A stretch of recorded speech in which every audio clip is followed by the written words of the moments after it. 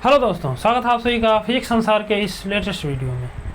आज के इस वीडियो में हम लोग शुरू करने वाले हैं क्लास 10th साइंस के फिजिक्स के पार्ट जो आपका फर्स्ट चैप्टर है, परावर्तन और अपवर्तन प्रकाश का। तो हम लोग इस वीडियो में समझेंगे कि प्रकाश होता क्या है, फिर प्रकाश के गुण क्या होते हैं, प्रकाश स्रोत के आधार पर वस्तुओं का वर्गीकरण क्या होता है, प्रकाश का परावर्तन क्या होता है, जो कि अगर देखा जाए तो क्लास 10th के दृष्टिकोण से काफ़ी ज़्यादा महत्वपूर्ण है। और यहाँ से आपको 2-3 नंबर इसी वीडियो में आपको बोर्ड एग्जाम में देखने को मिलेंगे, इस वीडियो में जो पढ़ाया जाएगा वहाँ से ही।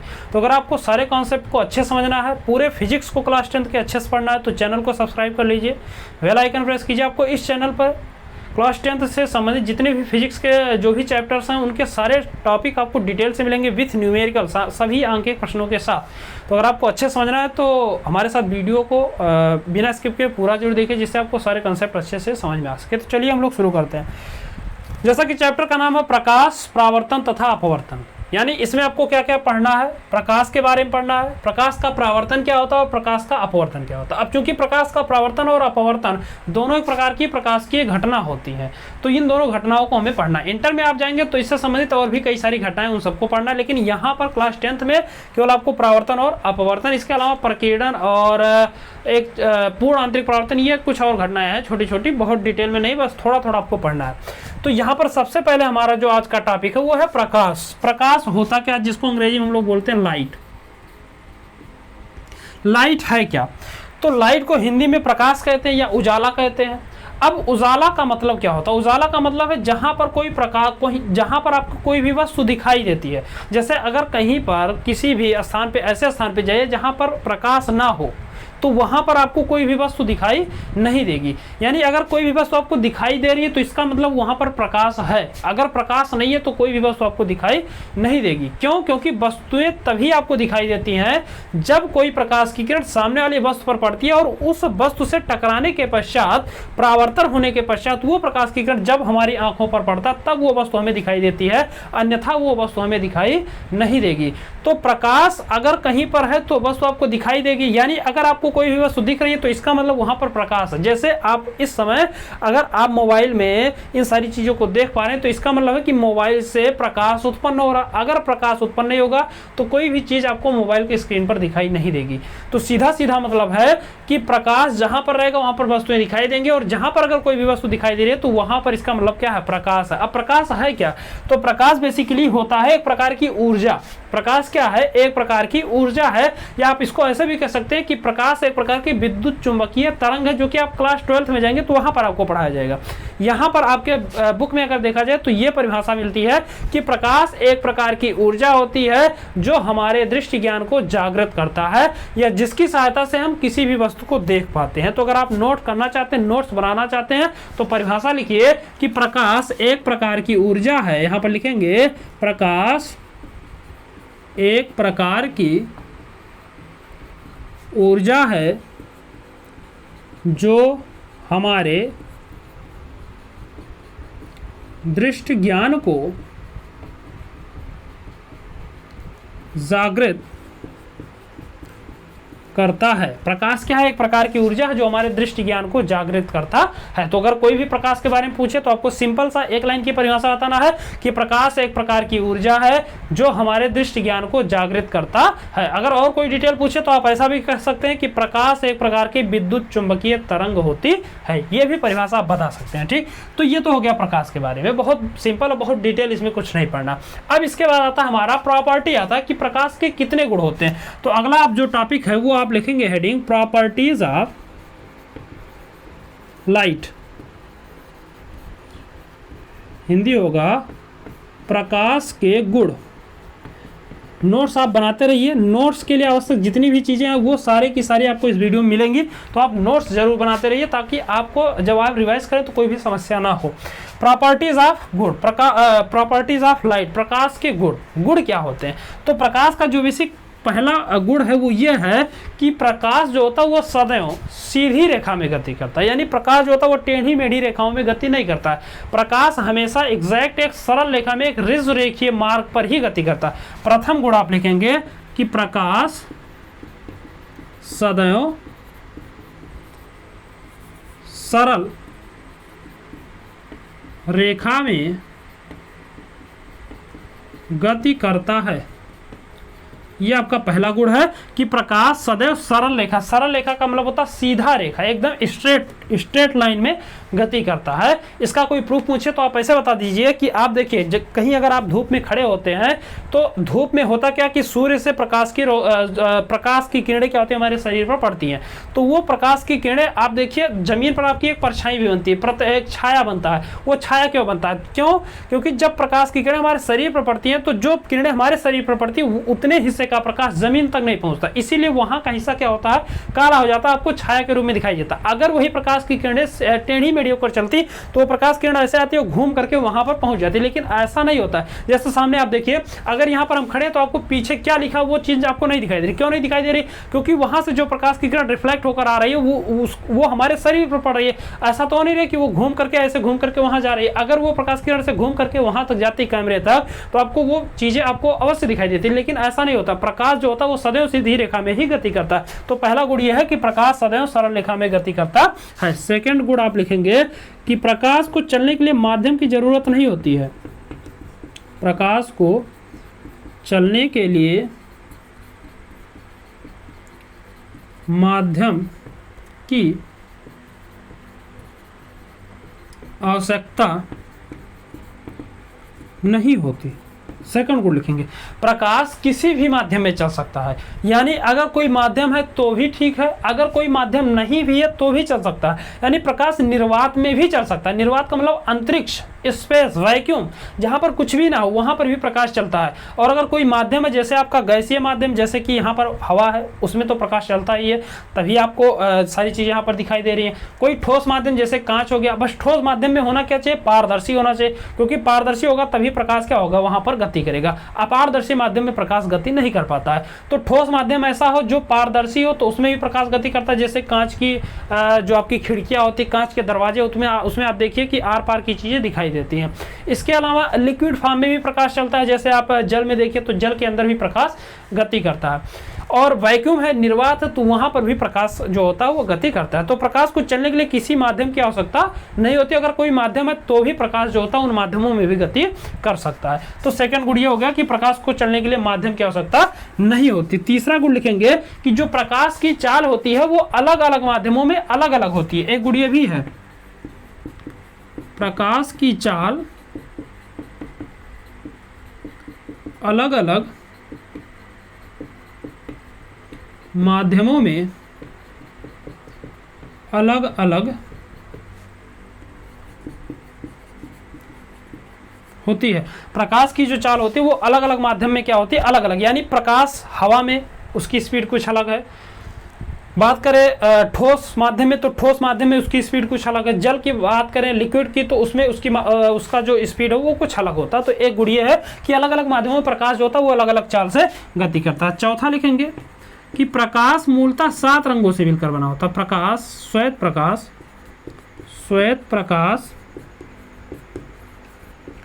मूलतः 7 रंगों से मिलकर बना होता है। जो आपका श्वेत प्रकाश जो कि आपको सूर्य से दिखाई देता है, सूर्य का जो प्रकाश होता है, अगर उसकी हम लोग बात करें तो ये जो सूर्य का प्रकाश है वो मूल रूप से 7 रंगों से मिलकर बना होता है। अब ये 7 रंग आपको कब दिखाई देंगे, आप इंद्रधनुष देखे होंगे। अब इंद्रधनुष की घटना होती कैसे, बनता कैसे, इसको हम लोग अगले वीडियो में जब अगला चैप्टर पढ़ेंगे तो उसमें आपको प्रकाश की घटनाओं के बारे में पढ़ना है, तो वहाँ पर आपको बताया जाएगा कि इंद्रधनुष कैसे बनता है। केवल आप समझ लीजिए कि प्रकाश में जो इंद्रधनुष में 7 रंग होते हैं वो प्रकाश के रंग होते हैं, क्योंकि प्रकाश के रंग के कारण ही इंद्रधनुष बनता है। तो अब ये 7 रंग होते क्या है, तो ये आप एक ट्रिक से याद कर लीजिए। विव ग्योर करके एक ट्रिक है, विव ग्योर। यहाँ पर वी का मतलब वो वायलेट, आई का मतलब है इंडिगो, बी का मतलब है ब्लू, जी का मतलब है ग्रीन, वाई का मतलब है येलो, ओ का मतलब है ऑरेंज एंड रेड, आर का मतलब है रेड। तो ये 7 रंग होते हैं, ये आप विवग्योर करके याद कर लेंगे। वायलेट मतलब वैगनी, इंडिगो मतलब जामुनी, ब्लू मतलब नीला, ग्रीन मतलब हरा, येलो मीन्स पीला और रेड मीन्स लाल और ऑरेंज मीन्स नारंगी। तो ये आपके 7 रंग होते हैं और ये 7 रंग आपको याद होने चाहिए, क्योंकि एग्जाम में कभी कभार ये क्रम से एग्जाम में पूछ लेता है कि आपके प्रकाश के कितने रंग होते हैं। तो प्रकाश मूलतः 7 रंगों से मिलकर बना होता है। कौन कौन से होते हैं? तो violet, indigo, blue, green, yellow, orange और रेड। तो ये 4 गुण हो गए। 5वां गुण आप लिखेंगे कि जो प्रकाश होता है इसमें परावर्तन होता है। यहां पर लिखेंगे प्रकाश में परावर्तन का गुण होता है। प्रकाश के अंदर परावर्तन का गुण होता है। अब ये परावर्तन क्या होता है? क्योंकि आपको एक पढ़ना, प्रकाश का परावर्तन भी पढ़ना, अपवर्तन भी पढ़ना, तो ये दोनों के दोनों गुण प्रकाश में पाए जाते हैं। परावर्तन है क्या, आगे पढ़ेंगे, लेकिन समझ लेते हैं कि जब भी कोई भी प्रकाश की किरण किसी सामने वाले पृष्ठ पर पड़ती है, किसी भी चिकने सतह पर पड़ती है, तो उस स्थिति में उस सतह से अधिकांश मात्रा प्रकाश की पुनः उसी माध्यम में वापस लौट आती है। इस घटना को हम लोग प्रकाश का परावर्तन कहते हैं। जब कोई प्रकाश की किरण किसी चिकने परावर्तक पृष्ठ पर पड़ती है, तो उस पर पड़ने के पश्चात प्रकाश की अधिकांश मात्रा पुनः उसी माध्यम में वापस लौट आती है। इस घटना को प्रकाश का परावर्तन कहते हैं। तो एक गुण ये हो गया। छठा आप ऐसा भी लिख सकते हैं कि प्रकाश के अंदर अपवर्तन का गुण भी पाया जाता है। तो ये भी आप लिख सकते हैं। ये हमने 4 गुण यहां पर बताया। इसके बाद अगला है प्रकाश की चाल। प्रकाश की चाल जो होती है वो भी निर्वात या वायु में, निर्वात या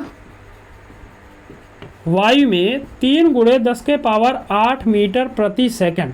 प्रकाश की अगर चाल की बात करें, एग्जाम में बहुत बार पूछा गया और कई सारे न्यूमेरिकल जवाब लगाएंगे तो उसमें ये मान आपको दिया नहीं रहेगा, आपको याद होना चाहिए। प्रकाश की जो निर्वात अथवा वायु में चाल होती है वो 3 × 10⁸ मीटर प्रति सेकंड होती है। प्रकाश की जो चाल होती है वो कितनी होती है? 3 × 10⁸ मीटर प्रति सेकंड होती है। इसके अलावा अगला पॉइंट आप लिखेंगे, यहाँ पर 6 गुण हो गया। एक गुण और आप लिखिए, प्रकाश की चाल हो गया। प्रकाश एक प्रकार की तरंग है। तो प्रकाश कौन सी तरंग है? तो यहाँ पर लिखेंगे प्रकाश जो है वो अनुप्रस्थ तरंग है। ये एग्जाम में कई बार पूछा है कि प्रकाश कौन सी तरंग है, तो प्रकाश जो है वो अनुप्रस्थ तरंग है। अब अनुप्रस्थ तरंग क्या होता है? तो हमने आपको, अगर आप पढ़े हो तो क्लास 9th में ध्वनि वाले चैप्टर में आपको पढ़ाया गया होगा कि अगर कोई भी तरंग इस प्रकार से गति करे जिसमें माध्यम के कण की कंपन की दिशा और तरंग संचरण की दिशा परस्पर अभिलंबवत हो, जैसे इस प्रकार से, ऐसे, तो इस प्रकार से अगर कोई भी तरंग गति कर रहा है तो उसको हम लोग कहते हैं अनुप्रस्थ तरंग। और चूंकि जो प्रकाश है वो इसी प्रकार से गति करता है, इसलिए प्रकाश के अनुप्रस्थ तरंग है। यानी जब प्रकाश किसी भी माध्यम में चलता है तो माध्यम के कण कुछ इस प्रकार से कंपन करते हैं और तरंग क्या होती है? आगे की ओर बढ़ती जाती है। जैसे आप पानी में देखे होंगे कि अगर आप पानी में कोई एक पत्थर फेंकिए तो आप देखेंगे कि उस जहां पर पत्थर गिरेगा उस पत्थर के चारों तरफ क्या होती है? लहरें उत्पन्न होती है, तरंग उत्पन्न होता है। और वो तरंगें क्या होती हैं? उस बिंदु से उत्पन्न होकर के उस तालाब के कॉर्नर एकदम किनारे तक पहुंच जाती हैं, ऐसे फैलते हुए। क्यों? क्योंकि वहां पर आप देखेंगे तो लहरें जो उठती हैं उसमें होता क्या है कि जो पानी होता है वहां पर माध्यम का कार्य करता है और पानी के कण क्या होते हैं? अपने स्थान पर ऊपर उठते हैं और वो वहीं पर नीचे गिरते हैं और तरंग क्या होती है? लगातार आगे की ओर बढ़ती जाती है। तो इस प्रकार की तरंग जो होती है वो आपकी अनुप्रस्थ तरंग होती है, जिसमें तरंग संचरण की दिशा और माध्यम के कणों की कंपन की दिशा परस्पर अभिलंबित होती है। उसको हम लोग क्या बोलते हैं?